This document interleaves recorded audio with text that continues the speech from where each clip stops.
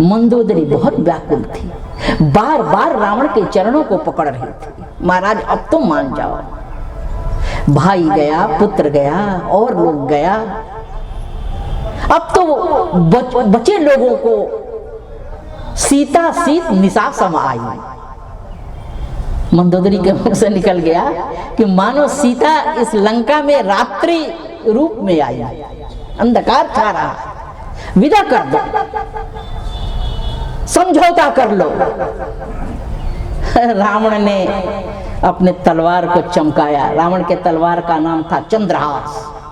चंद्रहास को चमकाया और कहा, मंदोदरी तू बड़ी घबराती, रावण की पत्नी होकर के इतनी भीरुता, मैंने जो युद्ध ठाना था वो कुंभकर्ण और मेघनाद के बल पर क्या कैसे ठाने थे? तो रावण कहता है कि निज भुज बलमय पैर बढ़ावा। हमने जो युद्ध ठाना अपने भुजदंडों के बल पर, देखो कि निज भुज बलमय पैर बढ़ावा, अदेहो उतर जोरी पुचड़ियावा। और इधर राम जी क्या कहते थे, अपने पारिवारिक लोगों को छोड़ो, लक्ष्मण और हनुमान जी की बात छोड़ो, छोटे छोटे जो बंदर भालू थे उनको देख कर कहते थे क्या कि तुम्हारे बलमय रावण मारियो। ऐ मित्रों, ये जो कुछ भी मुझे प्राप्त हुआ ये तुम्हारे बल पर, छोटे छोटे इकाइयों के बल पर। रावण ने कहा ये सब अपने बल पर हुआ है। सुनो, अब तो बहुत थोड़े तुम लोग रह गए हो, राक्षसों को बोलता है, बहुत कम लोग रहे, तो एक मेरा आदेश है कि युद्ध की विभीषिका तो देख ही रहे हो, यदि युद्ध से डर लगे तो चलो भगो यहां से, और युद्ध में जाना हो तो याद रखना पीछे मुड़कर भी कोई देखेगा ना तो उसका मस्तक जो है मैं धड़ से उड़ा दूंगा। मैं अब सोच लो। राक्षसों ने कहा, सोचा मन में कि जब मरना ही है तो इसके हाथों से क्या मरना, प्रभु के हाथों से मरा जाएगा। सब तैयार हो गए कि नहीं हम लोग चलेंगे युद्ध में, और सारे लोग तैयार हुए युद्ध के लिए।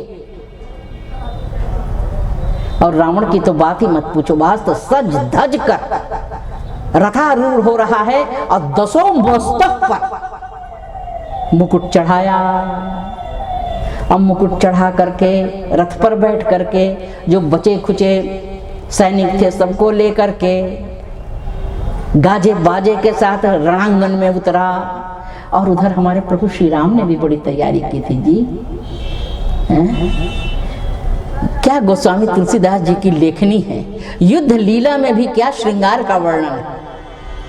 बाबा लिखते हैं कि जटा जूट दृढ़ बांधे माथे।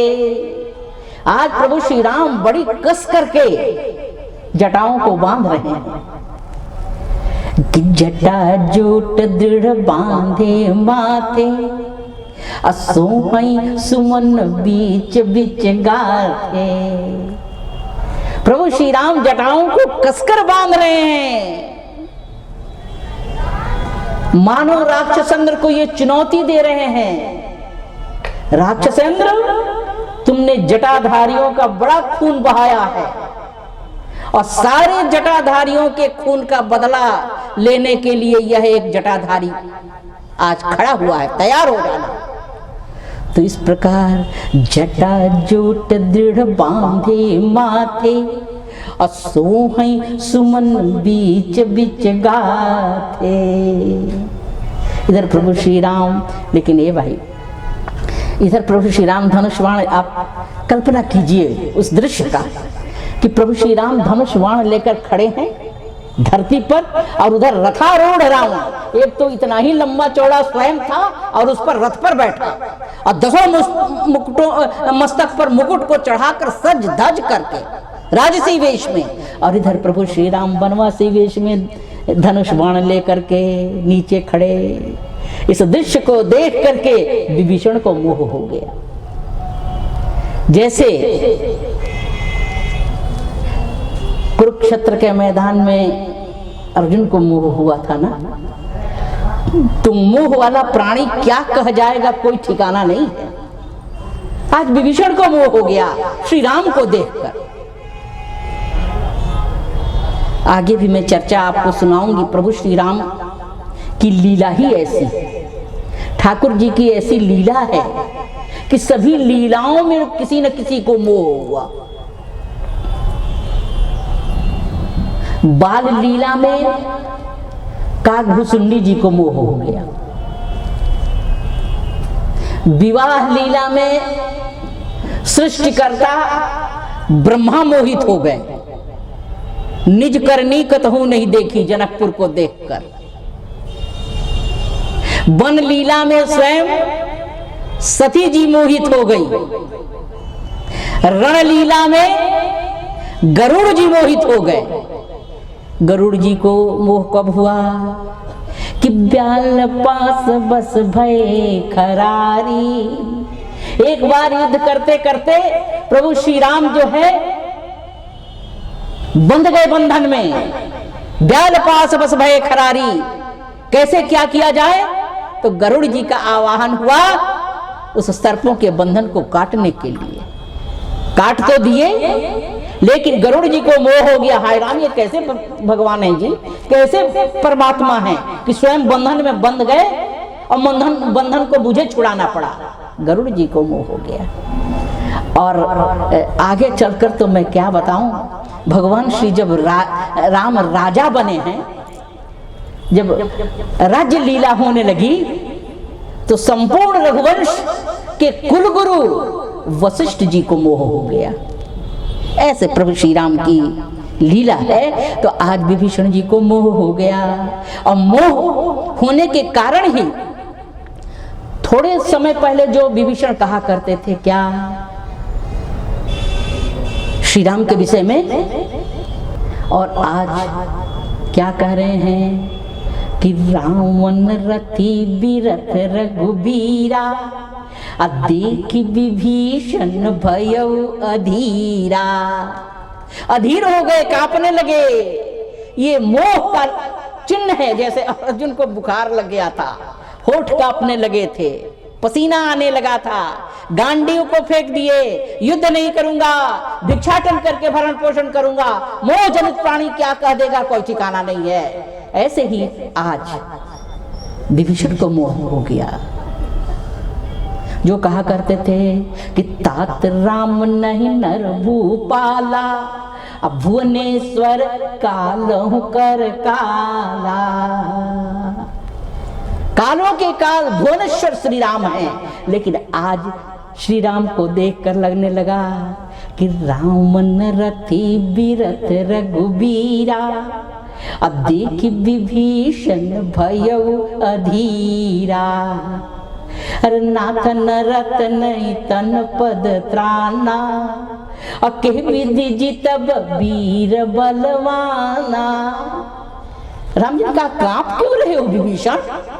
तो कपते हुए विभीषण कहते हैं सरकार, आप के पास न शिरस्त्राण है न पदत्राण है, नंगे पांव और रथारूढ़ रावण, उससे आप युद्ध में मुकाबला कैसे करेंगे? तो प्रभु श्री राम हंसते हैं, मुस्कुराते हैं। उस प्रसंग को पढ़ना।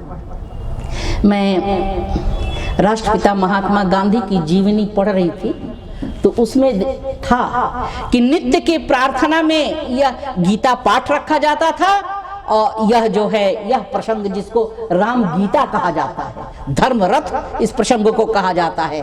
धर्म रथ का पाठ होता था रोज नित्य। तो प्रभु श्री राम ने कहा विभीषण क्यों? विभीषण ने कहा सरकार आप कैसे युद्ध करेंगे? सब तरह से सुसज्जित सशक्त दूरधर्ष रावण, और आप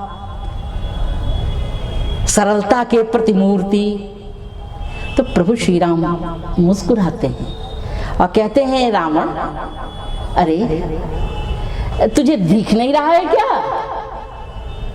मैं तो बहुत ऊंचे रथ पर बैठा हूं, बताऊं? और जैसे भगवान श्री कृष्ण ने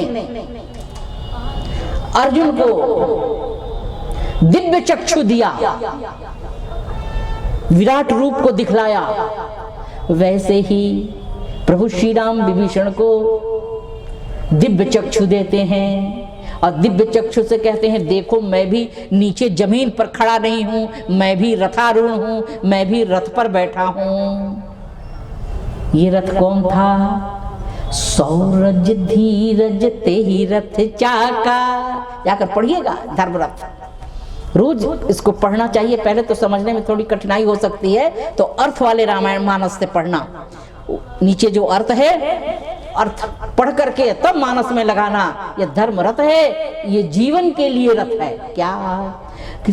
सौरज धीरज तेहि रथ चाका, सत्यशील दृढ़ ध्वजा पताका।